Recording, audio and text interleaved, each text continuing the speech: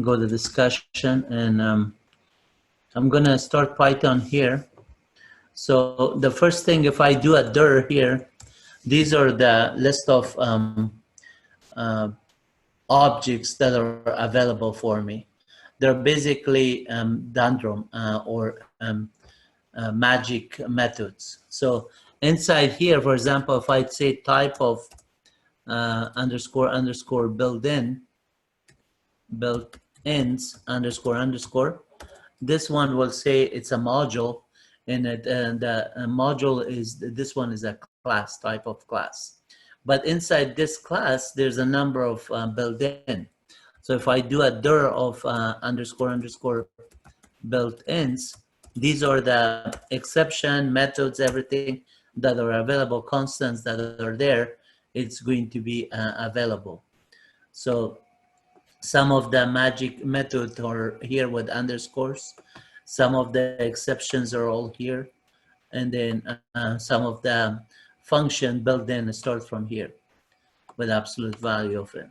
So like, for example, if I want to see the absolute value, I could just say x is equal minus 5, and say minus 6, let's say, and then say get me the absolute value of x, and then it will just return a positive number as a absolute value of it. As you know, absolute value is always a positive number. And so if from 0 to the right, basically that's what the value will return. So if you look at the type of x, this is an integer, and it's a class of type int. Int is the integer, right? So as you can see here, somewhere here, int is also there, right here. Int is there. So if I just define any variable, x is equal a number called 1, then I say type of x, again, it is going to be int 1, or type of 1 is going to be any number. Type of int itself is type of int is class type, it says.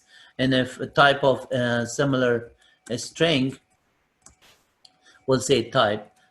Similar float, we'll say type, a class type. And if you do the Boolean, similar type, right? So, but if you want to say what is inside, let's say what is the X methods that are available, you do dir, and then all the magic method as well as the regular method or functions that are available for it, it will list them. So, and then in case of creating something like Boolean, for example, if I just put true here, true, and then it's going to just say true there. If I just say a number, it's going to return true. If I put a list as argument, it's going to say false. But if I just put a number in the Boolean, which has at least one element on that, it will also return true. So this will be false. An empty list will be false. And then so is false itself is false. And then so is maybe 0 is false, but 1 is not false, 1 is true. Any other number is true. Any other character, like if I just say here character A, for all, let's say I say all, the string all, or just one character A, right? So it is just returning true on those ones. So the Boolean operators, or for example, if I just define something as a string, the absolute value, we checked it for all, for example, all is, let's say what is, if you do help on absolute value of something. What does absolute value return? But this is not going to be anything unless you do the built-in underscore underscore and then dot, then that method. So takes exactly one argument given.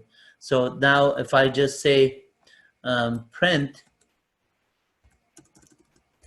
and then the argument could be -5, and then it's going to return a positive value. But what if I just return a list of negative numbers, 1, 3, 4, but then all of a sudden I say -1, -3, -5, and so on, and then return that one as an argument.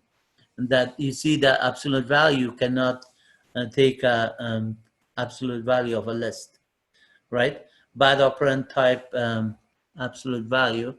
So right here, if I just want to do this, I should just create this list. Okay, create this list as my list. My list is equal this, and just give it that value. So now my list is there. I could say my list. Oh, this number, when I did -3 -5, it already did the calculation, put -8. So if you don't put a space here, it already did the computation. But what I meant was a space, that many digits. So now if I look at the function length of my list, it's gonna just say how many elements are there. So now I could say my list sub 6 is not going to be there, but 6 minus 1 will be there, which is -5, or say colon length of my list. That would also give me the same thing. And then in this case, I just started with number 6. If I take this one, only give me the list, it will just say an issue, but -1 out of that one will return the list. So if I want to get the first element, I type in my list there. And notice that inside here, I have a list of them. So my list itself is there. I could use a for statement, say for I in my list, okay? And then right here, I could do what I was doing with absolute value of it. And then say, now print I, comma, and then I, comma, and then absolute value of sub I. So in this case, notice that the I was 1, the absolute value of it is 1, 3, 3, 4, 4 minus 1, the absolute value of it is 1. So you could see the number is growing. Similarly, if we do a bin, so if I just say dir of bin, actually type of bin for binary, what is this one? It says built-in function or method. This is one of the built-in function. So if I just say bin of 1, it's going to just return a binary equivalent to that decimal value of 1. Similar, if I do it for 2, it's going to give me 10. And for 3, it's going to give me 11. And for 4, it's going to give me 100. So 2 to the power of 0, and to the power of 1, to the power of 2. To the power of 2 bit is on, so that's 4 is 100. And so if I just want to get a list of all the binaries, in this case, I could use this symbol, say for I in range of, let's say let's get the first 100 numbers. The first 100 numbers, and then say binary, actually print it. I want to say print the number I first, then comma. So if you use a comma, you don't have to say convert it to a string. And then in this case, I say comma. Now I'm going to say code, and then comma, then bin of that number, bin of I, and then close that print statement. So now you can see that it prints each number and then equivalent binary numbers. But because there's a 0b in front of it, there's also a function called format. You could just pass on different argument to it, and you will see a different result. Without the 0b, you will see the actual binary number. For example, if I do help on the bin function,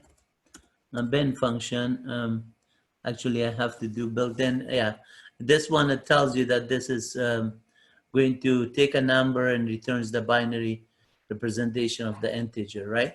So if I do a help on format,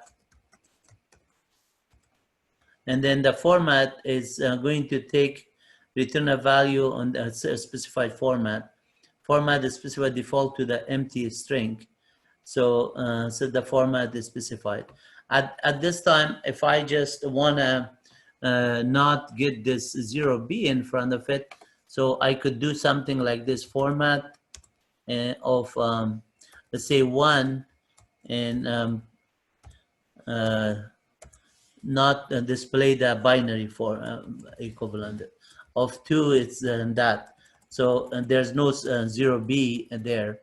If I do 3, it will be 11, and it will be 4 is going to be 100, and 5 is going to be 101, and so on. So let's say I do the same thing with the for statement, and say and instead of for statement, let's use while statement this time. Say I is equal 1. So we start with 1, and then say while I is less than 100. Since we are doing less up to 100, we could do less or equal than 100. Then and do something.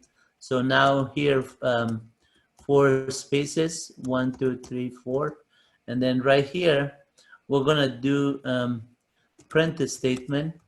We print the I comma, and then we put the double quotation, and then put another comma.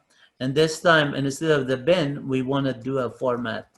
Format I comma the b, take the b out.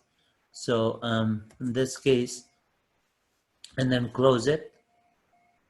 That's a while statement for same equivalent kind of format.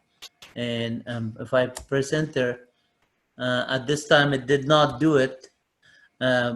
There was a problem because I just forgot to that I'm inside the while statement. I did not increment the while there. So all I have to do is go here within the for statement while there, and then do the same thing right here. I could say I plus equal 1, because as you know, the I is initially set to 1, and then when you do the condition matching, that condition has to be true in order for the while statement to execute properly. So this condition is true because I is less than 100, less or equal, and then it's gonna go to this statement, but then it has to increment it. If you forgot to increment it or you decrement it by that condition will never become false. So then the loop is going to go infinite. But if you increment it, when it reaches to 101, it's going to just finish. So I'm going to print right after this I. That way we know it's at 101. and then see it did up to 100, and this is equivalent in binary no 0b, but then the last I is there. So now if I just say print I, it is 101. And if I do a dir of my objects that I created, and notice that I have my list, which is my list here is that I have a I 101, and I have a X, which is start from the initial there. Now if I just change the X to become, let's say, 50, and then now I run the same loop here. This time is going to start off with 50 rather than 1. So how you set your initial value, that initial value still has to be true. And then at some point you make it false and then execute it. So now run it. Notice that X is less than 50, but I did not change it. So I is still 101. This it never executed, right? So in order for me to only execute that one twice, I say I is equal 99. Then I go here and say, while this is the case, and then do this print statement, and then increment it, and then print it at the end. Now it started with 99 because I was 99, and that statement becomes true first. It printed the 100, I mean the 99, and then the binary equivalent for it. The next time I was 100, and then 100 the binary, and then when it reaches to 101, it never executed after that. Now I is again 101, and so on. So within the while statement, you have to do that kind of condition matching. So let's see what other options are here that we should cover. If I do a dir of underscore built ins underscore, we already covered that type. Tuples we will cover next week when we go through tuples. Sum. So if I just don't know if a sum is going to return the sum of a number or not, or the POW, what is doing it. So I'm going to do a type underscore, I'm sorry, not type, help underscore build ends underscore dot sum. This will just tell me that this function is iterable, and then it returns the sum of a start value plus iterable numbers. So if I just say sum of 1 comma 2 comma 3, that should be 6, right? So sum takes takes at most 2 arguments. So that this is not iterable. Let's see, int object is not iterable. Yes, some iterable start. Okay, so maybe sum of my list. Yeah. So the values that you return, it takes a list or something that is iterable, like a for statement or while statement. So in this case, if I have a list, my list combination of all these numbers is gonna return 1 plus 3 is 4, 4 plus 4 is 8, and then this one becomes 9 minus 9, so it returns minus 9. If I have a my list is equal what I wanted to do 1 2 3 earlier, then I just provide, I'm sorry, gave this one to my list here, then I just say my list is now those, and I run the same command here. This will just give 6. And then the same thing if my list is now what if my list is a string of number 3? Does it understand it that it has to convert it maybe not. So my list is there, and then we do this. It's going to say, yeah, this is an integer, but one of the numbers is a string. So it does not know it. But you can just parse it and add it to the list and then convert it there. So I could create an empty list and say new list is equal empty, and then say now new list is empty. I could just say for I in my list colon, start everything there, and then I say new list is equal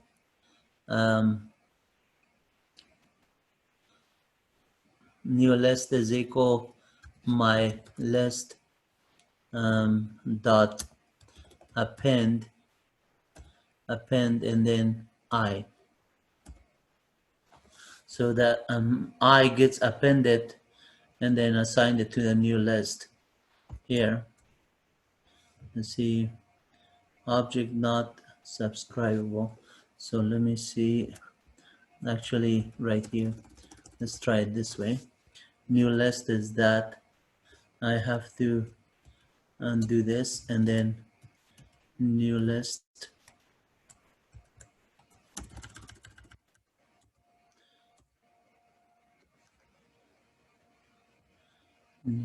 built-in function method object is not subscribable.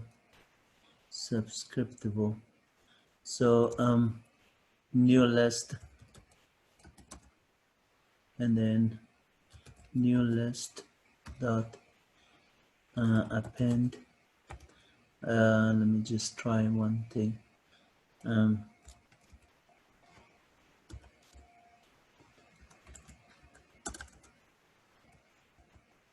Oh, I'm just forgetting to use the right method.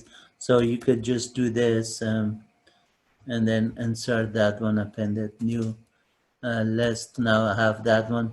Let me clean it up back. New list sub 0 is equal empty.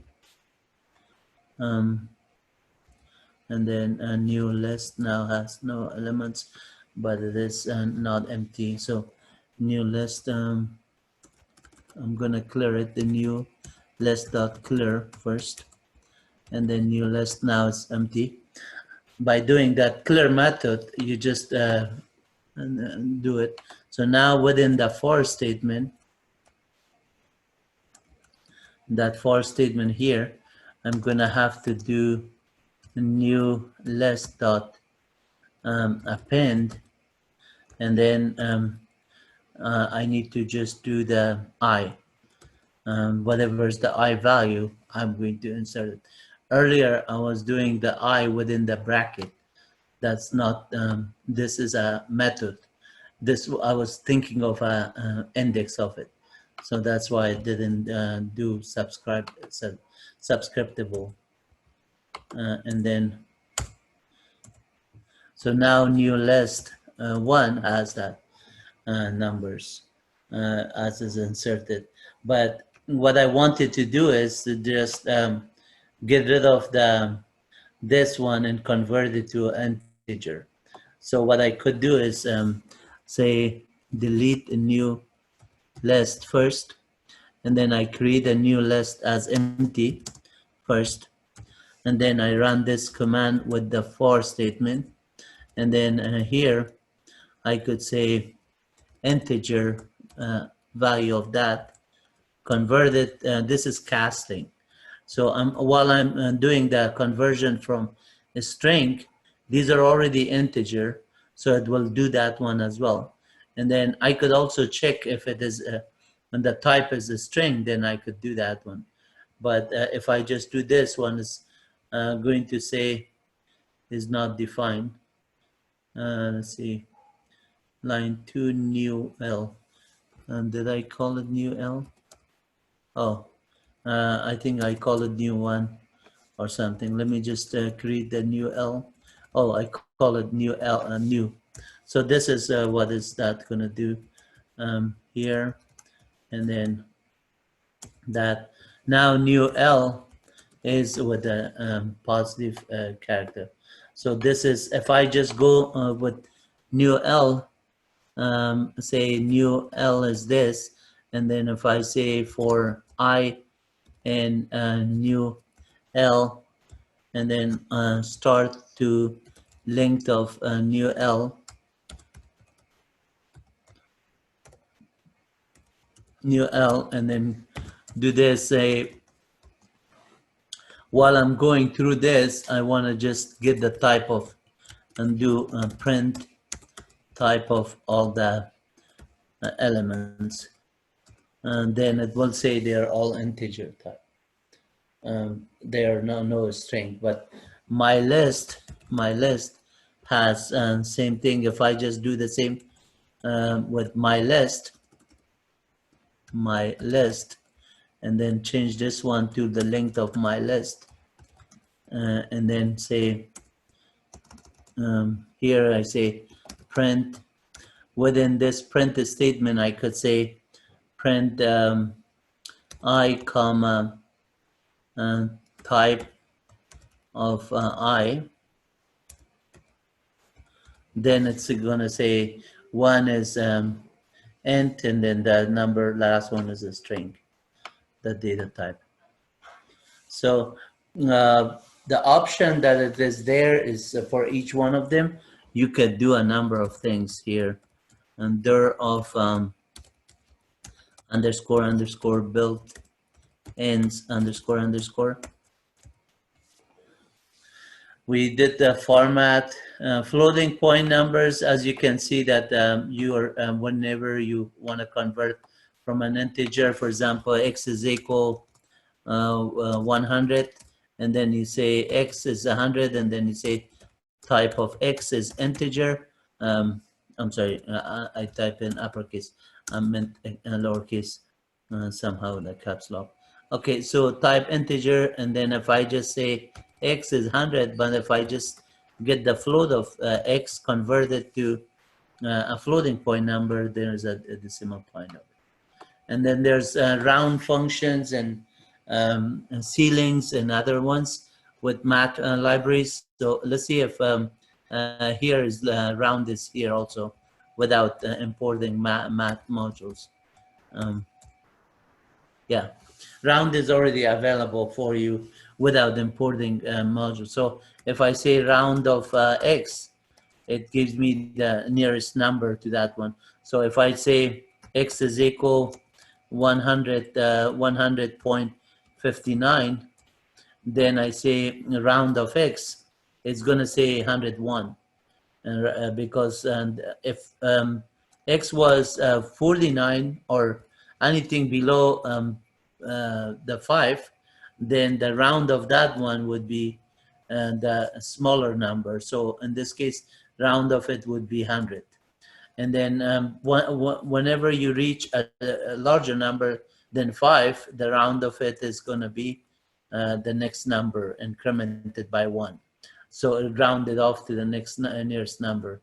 And if you have a large number like this, or maybe even a couple of other numbers in 1, 2, 3, then you can say, give me round of it with 3-digit difference. So now this is rounded with the 2-digit or 3-digit, it becomes 49. So if you go with 5-digit, let's say, then it's still 5, round of it 5. And then if I go ceiling of that number, ceiling is the floor of the number. And there's a floor and ceiling and round of it rounded to the nearest number. Now let's get the ceiling of that number, of that number, and we just don't put this, and it's gonna give you the lower number. So if x is equal 3.5, the ceiling of x is gonna just round of it is going to be 4, and ceiling of it is gonna be 3. Ceiling of x is gonna be 3. Ceiling of x is equal 3.5 ceiling of x. Did I type ceiling? Oh, it's IEL. No. Ceiling.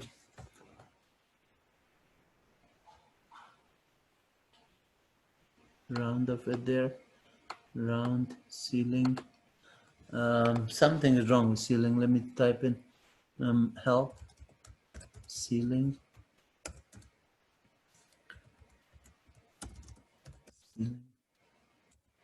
Okay, import math. Maybe that the floor and ceiling is only defined on the math module. Is ceiling there? Yeah. So ceiling is CEIL, which I was typing it correctly, but it is not part of the other function. So now if I say x is equal 3.5, then I get the ceiling of that one, the ceiling of math, the ceiling of x is going to return 4.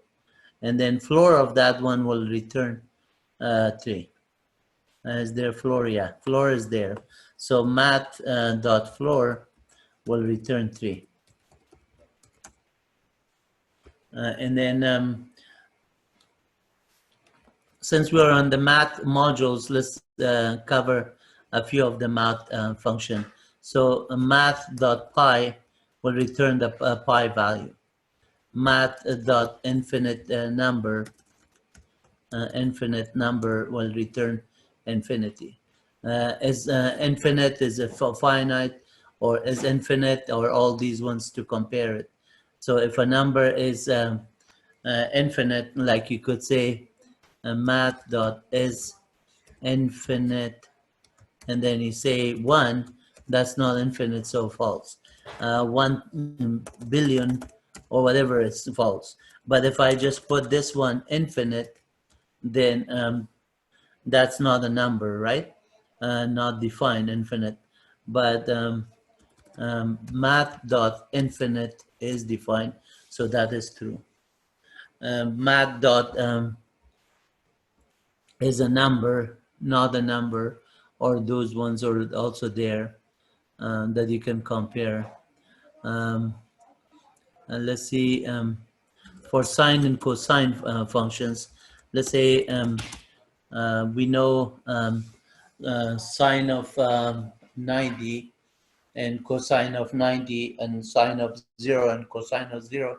So 0 cosine of it is 1, and then let's try to see what is returning it. Math dot cosine of 0 is 1. Math dot sine of 0 would return 0. And then math dot sine of 90 would be 0, sine of it, I'm sorry, 1.00, close to 1, and that's what is the approximate. And then cosine of it would be 0. Yeah, minus 0 point something. So you could get like a square root, for example, math dot the square root of a number which is 49 is 7, and 121 is 11, and then 625, let's say, is 25. Yeah.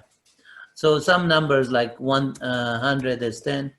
As you know, 25 is 5. That is just going to return you those numbers. And then again, if you need certain numbers, you could just do a square root of them and everything. So these are built-in functions. What if I just want to see like numbers that are odd and evens? So if I look at the numbers, whether they're odd or even, I could check for a dir of math to see whether they have something odd or even to look or not. So there's no built-in function to say this is odd, this is even, right? But it's so easy to write a function of your user-defined. So this is the time that you could write a user-defined function to compare. And the way you compare it, you could say define. Let me clear the screen here. So I'm going to import OS first and then say os.system and then clear screen. So the top screen is showing up. I just need 1 second to turn on the lights. My room is getting so dark. So just give me 1 minute, or less than a minute.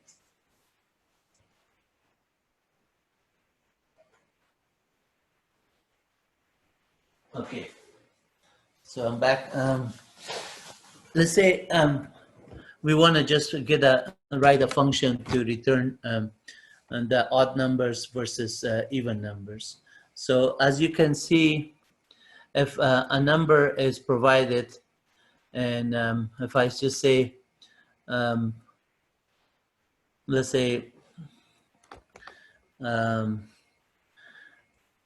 any number that is given, let's say 5, we know it's a odd number, and then 4 is a even number, 100 is a even number, 101 is going to be an odd number. But we know it by just saying that, okay, if it's divisible by 2 and the remainder is 0, then that's also an even number. If the divisible by 2 and remainder is 1, then it's an odd number. So this is as simple as that is. So we could write a simple function to do that one for us. But in order to do that, when we have a number of options, we could just say define even or odd as the name of the function. We could just take one argument, say a number, whatever the number that is the user wants to provide us, we just take that number, and then we just return. We could just say return in either case the result of it there. But rather than returning it, let's just do some comparison first. Say f number remainder mod 2 is equal 0, then say, rather than say return, you just say print, and then we could use a function called f a statement or f function. In this case, we say f, and then we start the single quote, and then we say f the number you provided, and then within the bracket parentheses, we put the actual number that the user provided is even number, and then we close this one, and then go to the else part, because if it is not even, then it is all odd. Then you say, okay, most likely the remainder is a number rather than 0. Then we say print f, again, the number you provided, and then braces, number is odd number.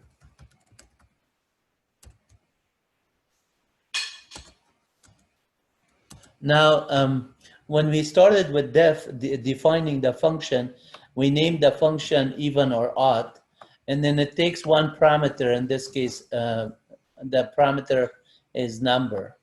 So that means the user has to provide at least one parameter when they call the function even or odd. And then whatever the number is, we're gonna just divide it by 2. Modularize it by 2 and take the remainder. If the remainder is 0, then it's an even number, otherwise it's an odd number. Now we call the function, say even or odd. This is how you call the function. And we gave a number like 100. It will just calculate it. So it did not do something. It says is not defined because I named it something different or odd. And so even or odd. Did I call it different? Even or odd? Let me see. Even or odd. Even or odd, not defined. Um,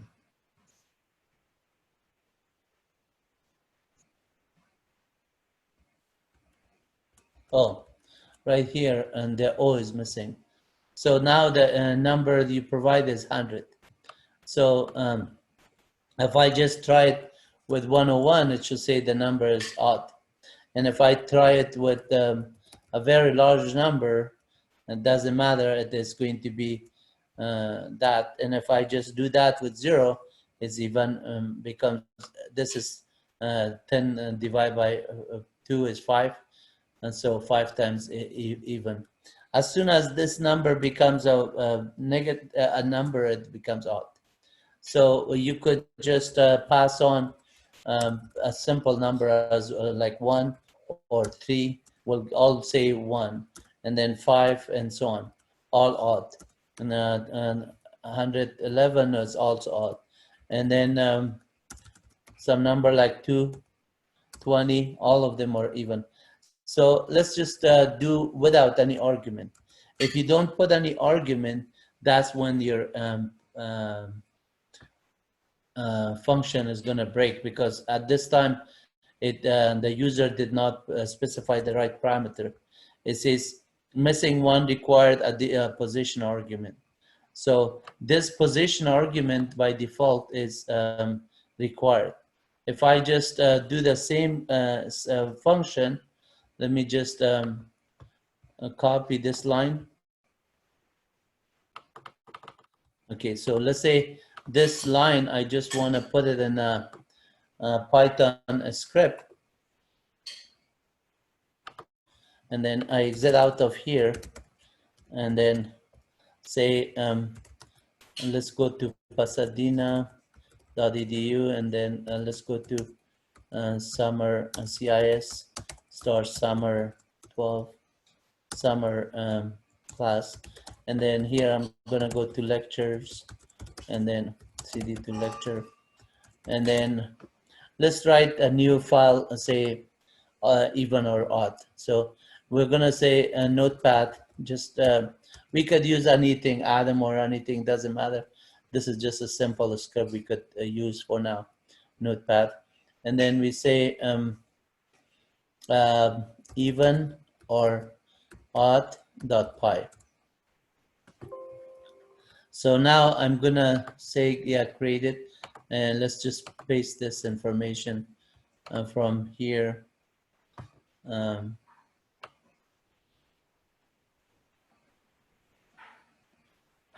We just have to get this information here and then say edit, copy, and then go here, say edit, paste.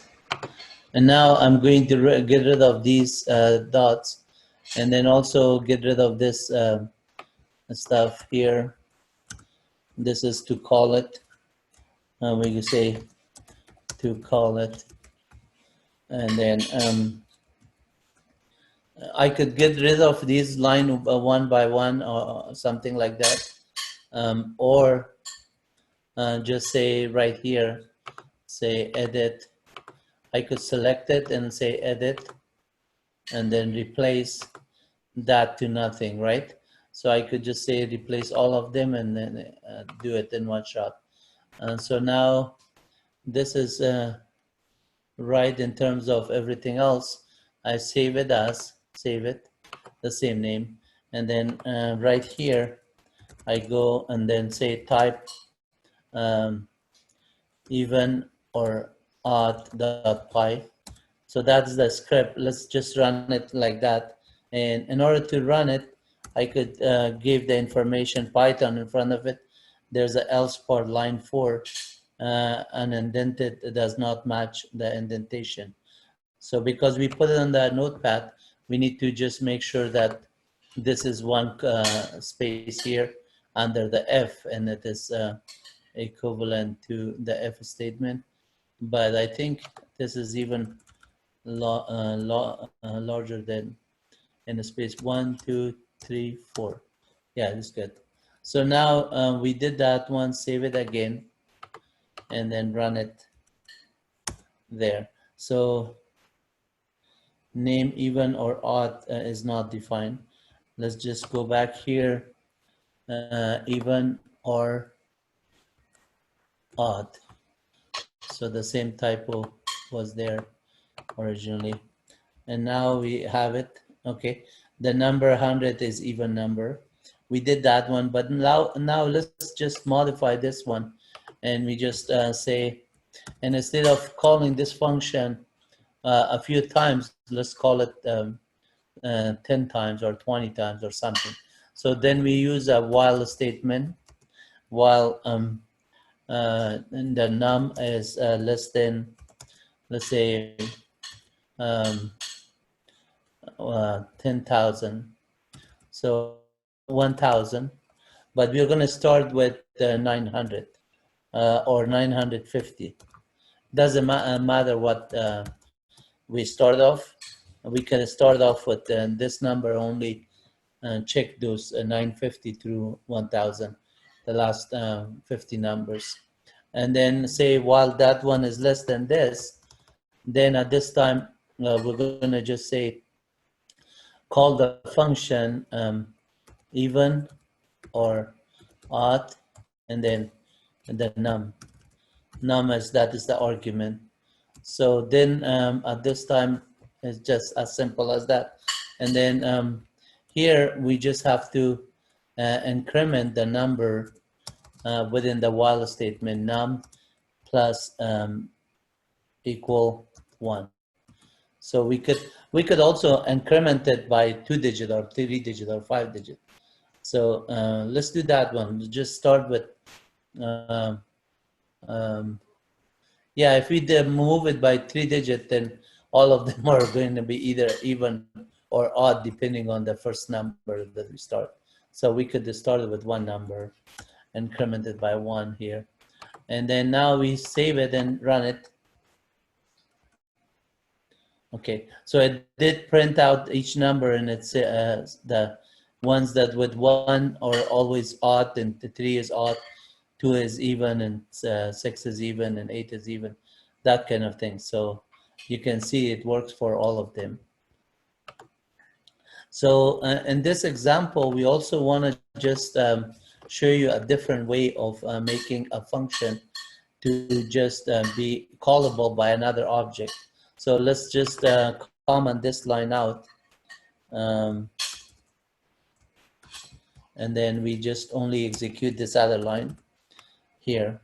So here I'm going to say call it, but I'm going to, instead of calling it even or odd, I'm going to just say e or odd, just like a function as short name as e or o, e for even, o for odd. So then I could just say even or odd, and then give the value of the number. So and then this number is 100, and then print even or odd. So this one is going to take this argument and then print it, and then return the output there. In this case, we're making a copy of the function there. And then notice that it says return none, right? Because that function, what we did here, it did not have a return type. So if I just go back here, sorry, if I go back here and then say return number, and then it's going to return that value, and save it and run the same script again. Return number outside of the function. So this line has to be deleted, because once you're right here, you are returning, yeah, this one is still need to be right there.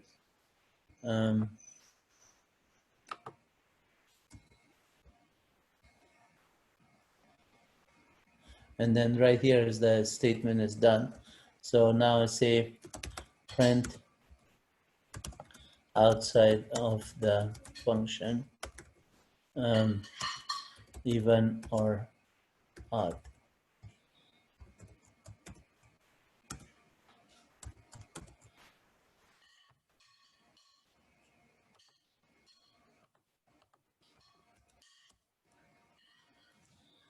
Return number, line 7, unindented does not match.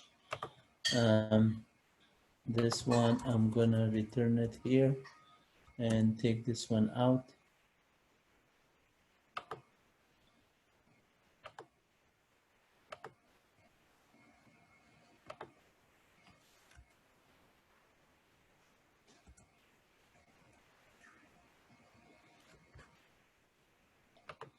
Okay, so in this case, the return, I already am doing this print statement, they're returning the value. This return does not mean anything here. What we could do is even or odd, this is comparison, and return none, that's fine.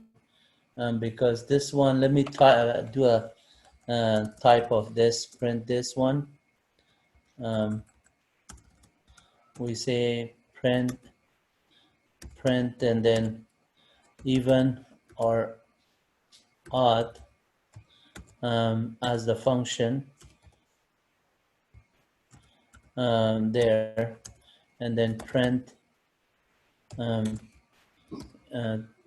actually not print type of it, type even or odd, and then print the type of this. And also I want to get the ID of each. ID of even or odd, and then ID of end of even or odd.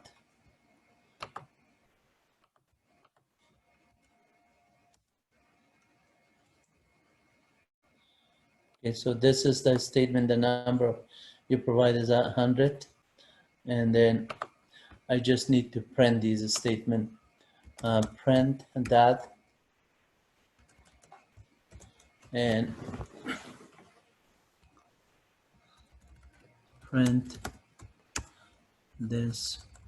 When you're inside the interpreter, these one will be printed, but when you're outside of the interpreter, you have to use the print statement to print the type of them or ID of them.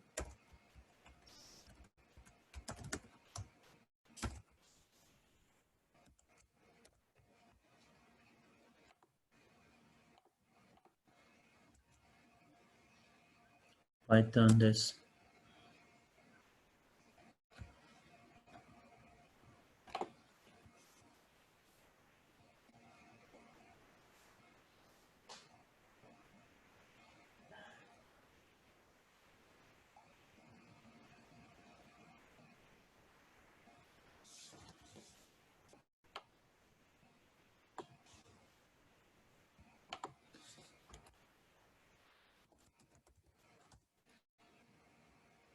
So import even or odd there, and then it just says that one. Now let me see their objects that are available for it. Even or odd is there, but the event was not copied for itself, because that function did not return anything, so the value was none.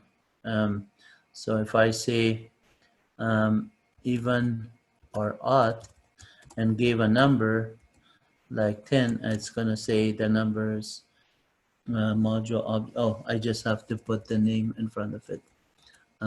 Even or odd dot, and the numbers 10 is even. So because we're using it as module here, let me do something here. I'm gonna just comment this line out, and return this. Um,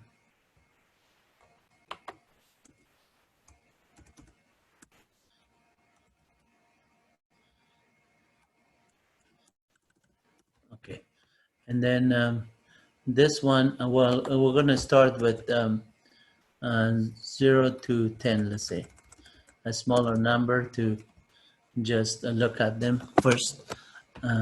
And after, I will show you something here. Clear the screen, dir star.py, type even or odd.py. This one basically it creates a define a function even or odd, and this is the definition for it. Then it prints these spaces are not needed. Only one space is good enough. Then print outside of the function this, and these are commented, so it's not going to be executed. But right here, we're going to just do between 0 to 10. We're going to just get the value of it.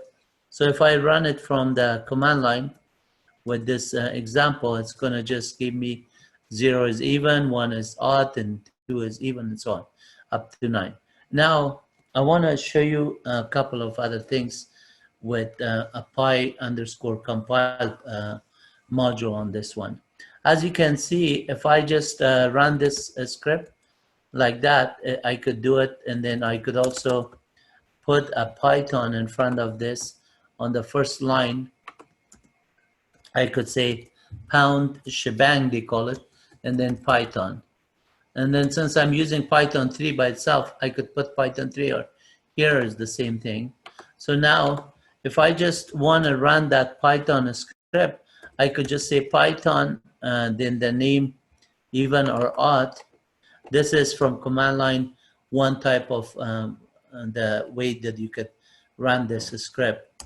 So if I just run that one, it runs it. I could also run it without giving the Python in front of it. Like this one, I say the interpreter is Python. The name of the script is even or odd.py. Here, because I put the first line shebang Python, automatically it knows this is a Python script, so it runs it. If I name the name of the function, move even or odd.py to something even or odd without the extension, then I run it without the extension, it does not understand. It doesn't associate it with that extension that is a py file. If I just rename the even or odd to something like .text, and then I just say, go ahead, run that one .text, it's going to open up a notepad. And the extension tells it what application it should use it. But even though I have this, if I do the same thing on Unix, the first line of the header is going to be red. If it says Python in there, shebang Python, then automatically execute the code. It doesn't matter what extension you gave, because the interpreter says, oh, in order to load this one, the environment variable is going to look at the interpreter Python, and it's going to load it. So in this case, I need to give the extension of that py. So move even or odd dot text to even or odd dot py, and now I run it with dot py. It is okay. I don't have to say Python in front of it. Okay. So the case of moving back to even or odd.py, I could just call it E, right? E itself is not going to do it, but Python E is going to still do it. So it doesn't matter what I name the E to even or odd.text. If I just give it .text, I still run it with Python. I should still open it as Python source, because that this one is going to open this file, and then it reads the first line of the code. It says, oh, this is a Python source code. And since the syntax of this file is all related to Python, then it's going to just open it, because this one is there, but then all these other ones, there's no typo or syntax, and therefore it's Python is going to execute the code with this. Now I just want to make sure that I have even or odd dot text as even or odd dot py. That way I'm just making sense to the compiler that this is a Python code, and I do it. And when you save your source code, always give the extension .py. Don't give it .text and submit it, because that will lose some points. It's not a text file you're writing a .py script. So now I have written this one. I want to show you a number of ways that you can compile this. One way we just saw it is that typing even or odd.py. This is one way to run it, right? And another way is just give the name of Python script. Another way is to go to Python interpreter and then just import the event or odd.py like that. It will just run it. But before I do this part, let me exit out of here. I want to show you in this directory, there's a py cache, which is all the Python compiling code. The source code that you have, if you put it into the import or use py compile version, then it's going to just create a Python object file inside this directory. So let me go to this directory, py cache __. This is the directory py cache __. So this is the directory that every time that you use the import functions, it will create a bytecode of this. And then this one, you can run it. It will do exactly the same thing that your source code was doing, but except this is already the compiled. This .pyc is the Python compiled version, which is the object file for the same one. So let's say I delete this one, delete star. I say go ahead, delete it. It's nothing there. If I run it like this, say Python, and then even or this, if I run it, it executes. But notice my directory __ py cache has nothing. It's still empty. Okay, so the difference between running it this way or running it from command line with -m module and then using compile module, if I run it with this, I'm just saying that create a compiled version of bytecode in this directory with using this -m module pcompile. So now it runs it. It did not do anything. It did not give me the output because it created that directory cache with the new, look at the timestamp, 841, with the new py this. So if I go to the __ py cache __, and then run it, that one, I just run it, and then that's the bytecode that it runs, and it gives me the output that is what I was looking for. So here's another trick that you could do. Delete this. I say, okay, I don't want the cache compiled version, the object code. I could still do that one either by doing this command with -m py _compile, or I could just go to the Python interpreter and then do import even or odd. I don't need to put the extension because this is a module. When I load this one, import this one, you could see that it gets loaded on the module. Sorry, it runs it, and then now I have a dir this one is already even or this there. So if I say type of even or odd, it will tell me that this is a module that is there. Inside that one, whatever argument that are there, so I say type even or odd, then all the directories, the variables that are there associated with this is one of them is num. So if I say even or odd dot num, it is going to say 10, the number that was the last time and that. So right here after that, this one, it becomes 10. So if I just exit out of this now, because I use this import command with this module name, now my directory cache again is written with that information. Okay, so now I go back to the directory cache and do this, and then I run this one again. Sorry, I run this one again, and then it does the same thing. So let me delete this one again. I'll show you one more method of how you could compile without using import, without using -m option. But you're inside the interpreter. So the one method was using -m option, which was right here. Let me just go to that line right here. Python -m py compile this. Another method was to actually go to Python and then do import module name, which was even or not this. Like you type in import module name even or odd, and as soon as you do that one, it creates the bytecode in the PyCache directory. But this time, if I do a dir, notice that there's no py odd anything loaded, anything.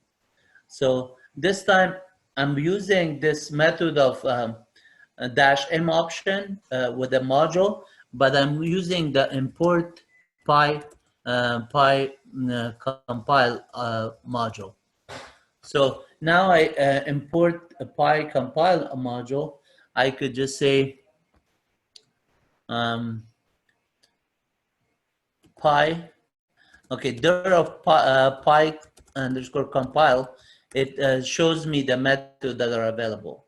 Since a compile is one of the function or method that is available, and we're learning what is the built-in function for this file compile, there's one method, this. So if I look at the syntax of that one, py underscore compile dot compile, this one, it tells me that you can compile this method, and then I could do it as a method, and then module has no attribute. Oh, I was typing it without the I.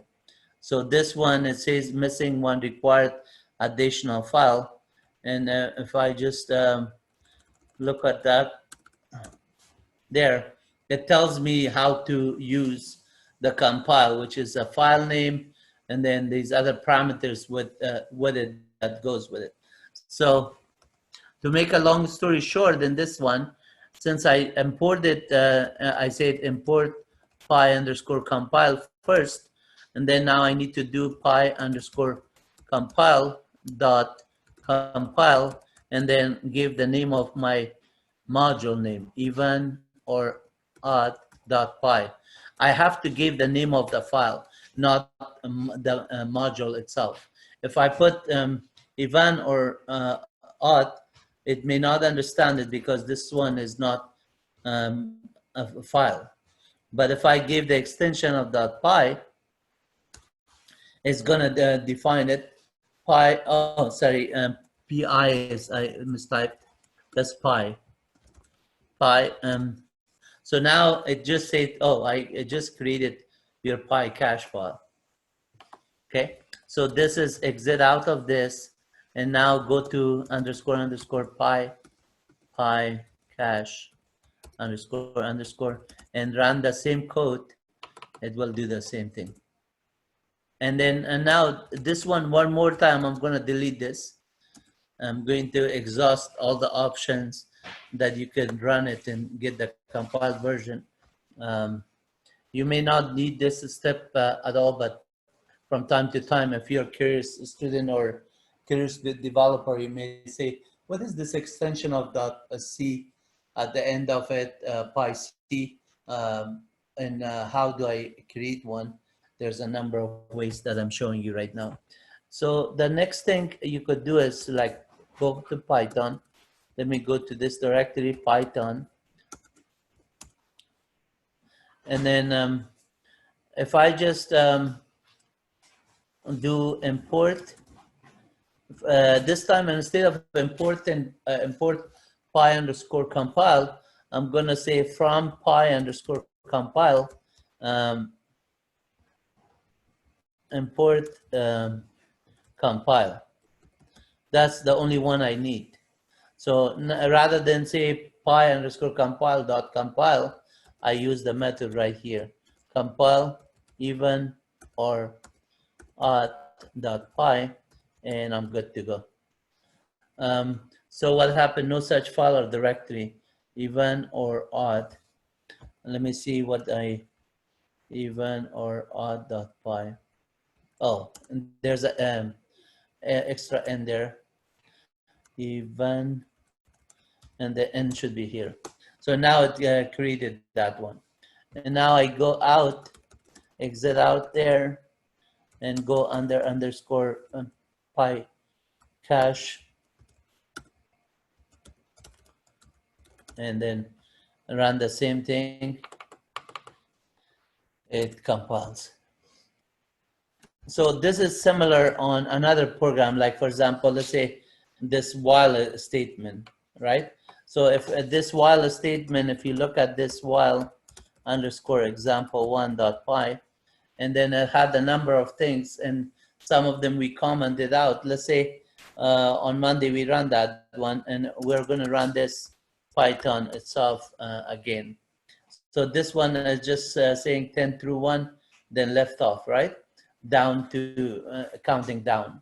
So if this program, we want to just want to create the underscore cache equivalent for it, notice that the underscore py cache only has one empty files, nothing there. So if I want to get that, I could say python-m py_compile, use that module, and then on this source code. And then that, and now it just created the underscore py cache there, and then py chc underscore, and then the while statement is there. And then it does the same thing. So all you're doing is creating from the source code a Python compile version of it, and that runs it. This is not required because Python is efficient enough. It does whenever you run the Python without -m there. But sometimes if you want to check a certain source code against another source code for different languages, whether C, Java, Pascal, Ada, Fortran, Python, Perl, anything you want to compare it, you could compare it as so. And then let's get to some other topic here. We wrote a couple of Python functions. We used a number of other ones. Let's just go get to PyCharm. I'm going to open up PyCharm as well. If time allows, we could do some examples with PyCharm as well. But let me open up Python here on the command line. So now, this time I'm going to say import OS. And so when you do OS, dir of OS, there's a number of functions that is available. So one of the function that's important is os.system. And inside there, you can run any operating system commands. And you see that I'm clearing the screen so you could see what we're going to learn next. dir of OS is going to give you a number of objects. So for example, os.uptime. uptime is a method that it tells you missing required path. Path is required on this one, and then if I say type os.path dot uptime, the utime is a function built in, and then help on it.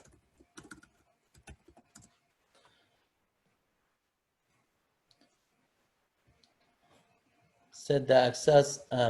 This is set the access and modification time of path. So this is modification time of the path, but the path itself is that os.path and os.sys and other ones are available. Their os here is there one with path, os.path. Yeah. So this is os.path will return the Python path, and then in this case, if I look at the os.executable, and this is executable. No, actually, this is executable is not available here, but sys is there. Let's see, and there of os.sys, and then sys has the executable there. Exception, and then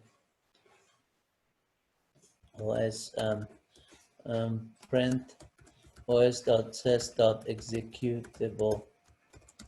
Yeah, so this one will show you the path of the executable for Python version, Python exec, and then executable, and then you could say sys.version information. It tells you that what version we're using for Python 3.8. And then sys itself is another module, but I'm right here. It's inside the OS. I could still access all the methods that are there, like os.sys underscore version underscore info to get the system there. So then, but there of OS itself, there's os.name. If I wanted to do see that os.name, this is going to say in T because this is a Windows. If you're doing the same thing on Unix, it will return POSIX. So in this case, if I just run a os.system, and then I say, give me a directory level of the commands, it will just show on my system what are there. And if I just want to spawn off a calculator, then I could just run this one is not recognized as calc, let's say calc, and then return that one. It opens a calculator here, and then when I'm done with it, I could just exit it, and then now I get this there. So os.system, I could do anything like notepad test.txt, and then get the notepad file and say, yeah, this is file. Let's say I just write the file here, say pound, and then say shebang, say Python, and then here I could say, for example, import OS, and then here say os.system, and then do a calculator again, and there calc for calculator, and then os.system, also open up run the Python dash version there, and then run os.system, give me a command like pip list to get the Python listing. So if I just save this one, save as in the same directory structure, I could say this one is on Pasadena Springs. So let me save it in the directory where I started these ones, summer 12. And I believe I was on lectures. I'm gonna call it os.py. doesn't matter what we name, myos.py, myos.py. So this is good enough to save it there. And then now exit out of this. I could just say, I want to see this test.py as, I'm going to say type myos.py. Does it find it or not? If I just run this command, the system cannot find the direct things. So let me see where I am on the directory. So if I say path, run the path command, this will just give me the path, but then I want to see the directory command. So, and the name is test.txt on this directory. Let me do os.system. I could say type test.txt to see what it is in there. That's empty. So somewhere I saved it. I'm going to exit out. I'm on the cache directory. That's why. In order for me to just do that one, I could have just do the equivalent command here. So by putting a type dot dot and then the name my OS, I would still get it here. Let me just do that, and so you understand how the path works. Cache underscore. So if I'm here, the dot dot here, my os.py is there.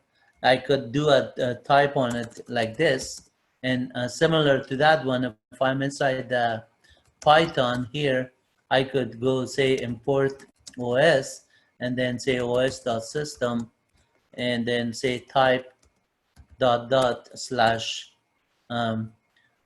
myos.py, because it says go one directory down and then run it, and it just run that. So if I just want to run that one, and instead of the Python with the type, I could just do that and run, say, run this one. So it was opening a calculator, which it did. Now it's going to give me a Python version, which is doing it. Then now it does a pep list. The pep list is returning a 0. Let's see if, yeah, it is eventually come out. It took a while to give me a pep list. So now the program is finished. And then the calculator is still running.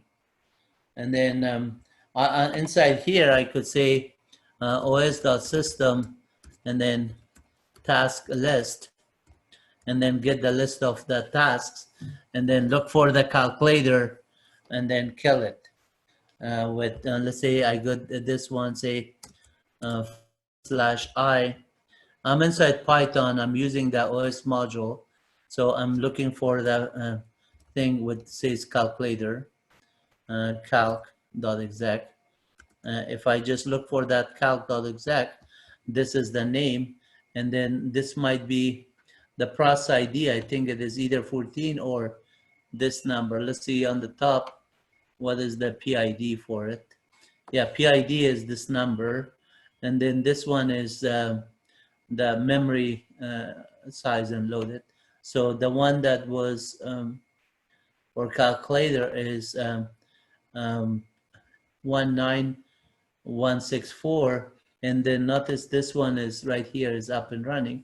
So if I just do the same thing and then say task kill and then provide 19164, I think I have to do a /PID is equal and then try to kill it. So task kill, and then there's question mark. So maybe that's good enough like that. Succeeded. So send termination signal to process ID 1964, and this should go away then. PID task kill. So if I just do os.system and then run the command task kill / question mark to get the help for it, I should get options that are equivalent to that one. So task kill slash PID and then PID number, and slash T I think is terminate. So let's see what is slash T. Slash T is like equivalent to uh, -9 for terminate. Yeah, slash T. So this statement that it says successfully done, it didn't do it because right here I needed another slash T.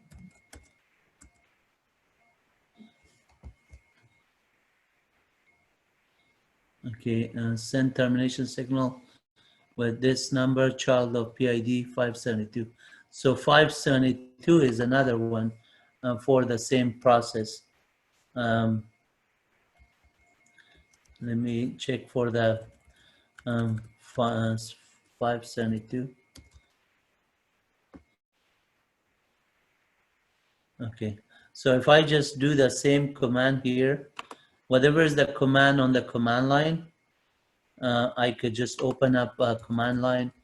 I pass it on to the os.system. It should equivalently kill this process. Um, so let's see. Um,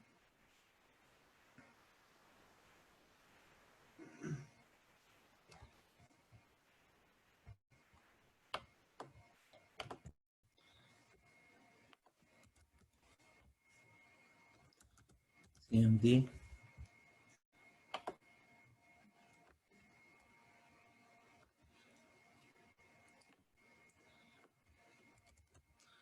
Task list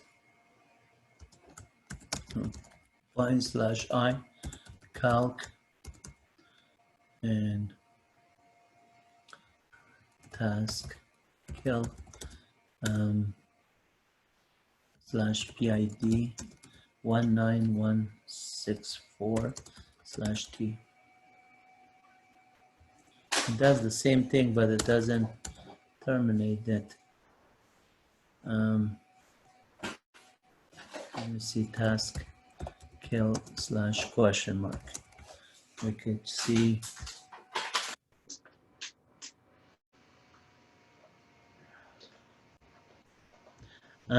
We could also do it the easier way by image name. So slash IM image name. If I and the image name is calc.exec, then I could just say calculator.exec like that.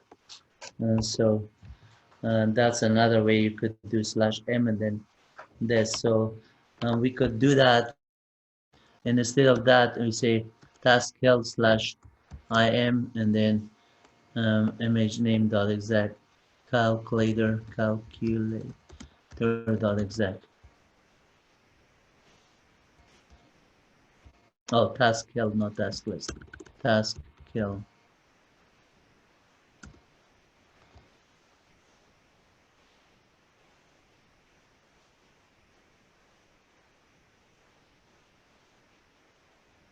Okay, so it did not get it because the problem that we loaded into the memory, there's object that still exists. The OS that we did inside here, we have loaded a number of things, so it could not do it without the option of slash f forcefully. Let's try the slash f.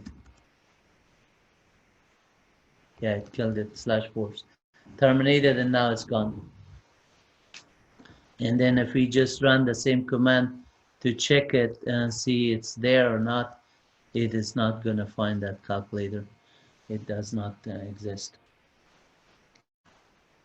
So on the dash F for forcing it, it could do it. So I could say os.system and then let's say run PowerShell inside Python. I could spawn a PowerShell on Windows and then get all the commands on the PowerShell itself. So now I'm inside of PowerShell commands here. I could just say dir and then PS and get the list of commands and everything with PowerShell and everything. So I could spawn a PowerShell and kill it with process, but the commands that I'm doing is a lot different here. Get dash help would be equivalent to help on PowerShell. Like here, get dash help would give me all the help on this. Get dash help PS, for example, for PowerShell. For processes, you could do it. Get dash process would be equivalent to what I run there, but run it. It's going to take a while, like last time it did. So um, here you could get a lot of other commands as on the systems. Like if I just say get dash aliases, get dash alias, all the aliases are there. Um, and then I could do whereas, or where some condition is matching there. I could do a lot of different things, but this is again within PowerShell. So I'm going to go back to Python, and then here I could do os.system, and then and let's clear screen first, and then say os.system. If I want to know system information on my Windows to see whether my related operating systems and all the details of that one is already here. So the os.system is a function that run any Windows command. And then on Linux, os.system would run any Linux command. On Unix, it would be any Unix command. And on Mac, it would be any Mac command. This os.system is very powerful. For example, if I just say os.system and then I say what version of system info and then find/i and then OS name. I could get that one saying that give me the OS name of uh, my system, and it is gonna say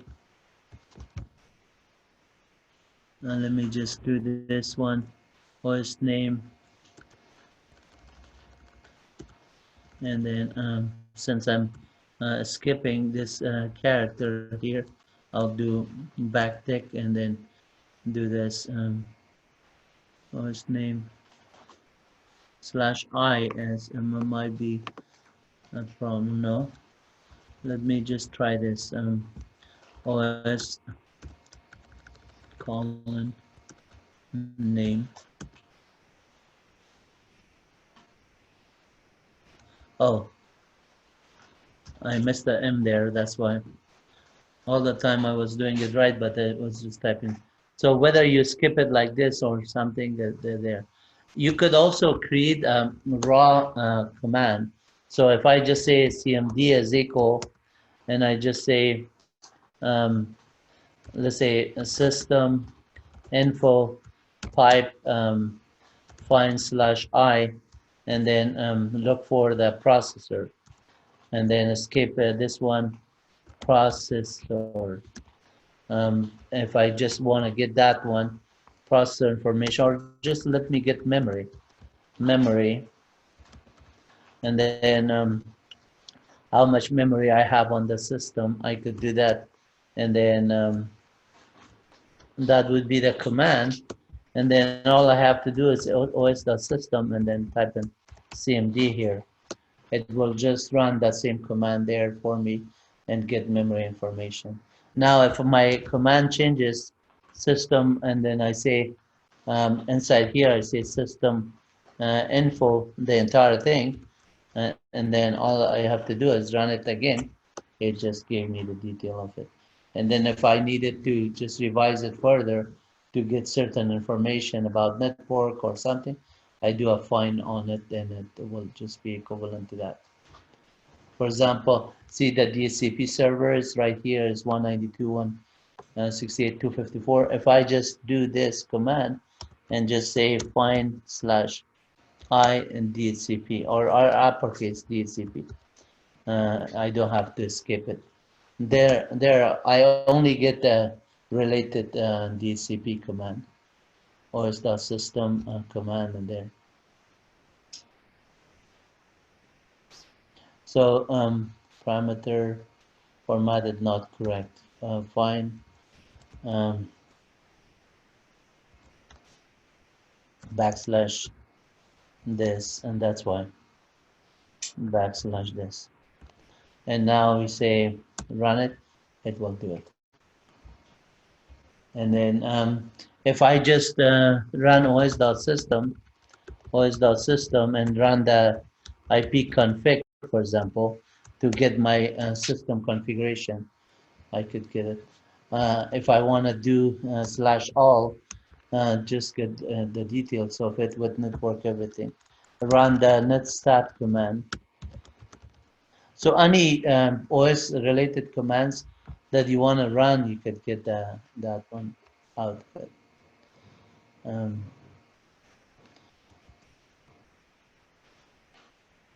So this is a little bit slower because of all the ports that are there.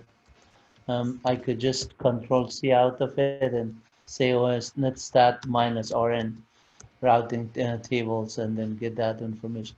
Or do this find /I for listen.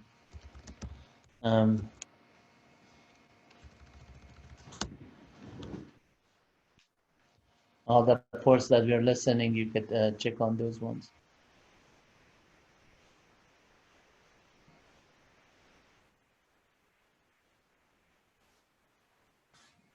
And then here, I just need minus AN for all numbers and then the listening port there.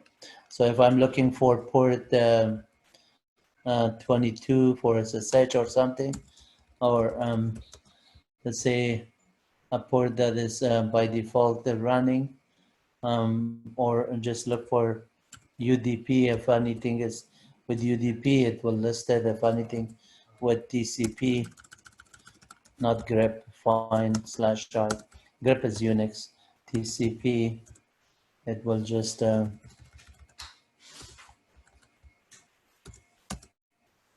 list those ones. And then you could also read files and directories and get commands that are on the systems. They're like help. You could get all the DOS command prompts there. Like if you're looking for the help xcopy, you will get the xcopy commands and syntax and everything. So the OS system is really, really helpful in terms of doing modules there. OS.get current working directory, for example. It gives you the directory that you're on. OS.make dir. If I just want to make a directory, new directory called test there, and now do directory on the new directory I created as empty, and then I just want to do a dir and then send it to test/new.txt. I just want to create that file. Let's see, dir, the file name dir name or volume, syntax incorrect error. So let me see. Okay, right here, I say created on the same directory there, and dir, os.system. I'm going to do a dir first to see where I am, and dir. Oh, make dir, so dir one. I didn't mean to say that. So dir already exists. So now I'm gonna do rmdir, remove directory. I want to remove the directory called dir. So I remove that one, but the make dir test already exists. Test one doesn't exist. So now if I just do a dir on this one and say get current working directory, and this get the current working directory, and now I say os.system, and then I say run the dir command. I have these files that I just created test1 and dir and test and so on. So inside here, I could delete these ones. I don't need it. And now I say, if I just do a del for test, it's going to say this is a directory. Are you sure? If it's empty, it does, they remove it. And then if it is not empty, you cannot delete it. Like test may have something in it. So if I just say dir of test, it doesn't have anything, but I could do a rmdir, and then say /s, meaning that delete the test and also the subdirectory, including to it. Now I do it, dir test is no longer there. And then if I do a dir, test is gone. Let me just do this other one, test1, and then test1 doesn't need to be there. So I could say os.rmdir, and then say test1. If it is empty, it will remove it. It is gone. Now, inside dir test1, this other one is also junk. So I'm going to say dir space test1 test, and then like that. It just has a space here. It did not understand that it says volume is incorrect type. So I'm going to put a space here. It is going to, on Windows, you could see a space, it will do it. So, but on Unix, sometimes you have to do it differently, and with the question mark or a wildcard or something. And then this one, now I'm going to make a os.system, and let's create a directory called new dir. Make dir new dir. So I just created that file directory, and if I run the command dir, it is there. But inside the new dir, new dir is nothing, is empty. I'm gonna just echo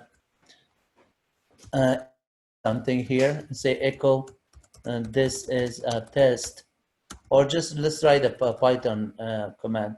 We just say print echo print hello word, hello world, hello world, and then hello world, and then we are gonna send it to new dir slash p1.py. So, and let's see if it created the pi1, right? So now we say type this one, type new one, p1.py. It just printed hello world there. And then if I just say execute that one like this, Python is gonna say hello world, but because I don't have the single quote around it, it did not work. So I have to modify it. I could modify it by doing a notepad here, a notepad, or I put my statement with quotes where I put the echo statement right here. I could put the quotes around it, and it will create it. And then they don't have to do a notepad actually. Let me just go to that statement and just do this again, hello world, and then put a single quote here, and then create this one. But since I'm doing a greater sign, it will rewrite that statement. So invalid syntax error, and then because of that quotes, so let me do this dash dash, and you have to escape this one also. These two, meaning that treat them like a statement like that. And then now I run it with this. It just has the extra lines that I don't want to have those. Let's just do it one more time. echo print statement. I'm gonna use, if I put this one with string, it's gonna be a problem. So easy way to do it is notepad this, because you don't want to do it for line by line on a script. Note what you just want to use editor new path, and then right here take this one out, and then take this line out, and then put this one, and then save it.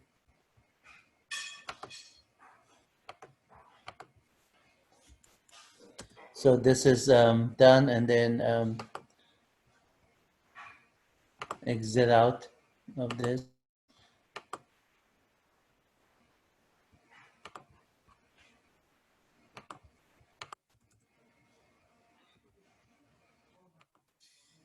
And this time with this, you just run it, and it will say hello world. And if I just exit out of here and run the same code here, a new dir slash t1.py, t1.py. Since the name is .py, it will still run. So these directory that I just created, I don't need them. I just delete them. I could delete all of it, in fact, or I could just delete a couple of them. But if I do rm dir new dir slash s, will just delete it, including the files. And then rm test.txt, I don't need it. Del test.txt there, and then the while another Python, I don't care if I have it or not. It's not too much space there. It is done. So it's 9:24. I want to give you 10 minutes break and come back, and then you can work on the lab activity from this on. This time on till like the class is over 9:50. But use the time for the lab activity to do those exercises like I was showing you at the end of the lecture for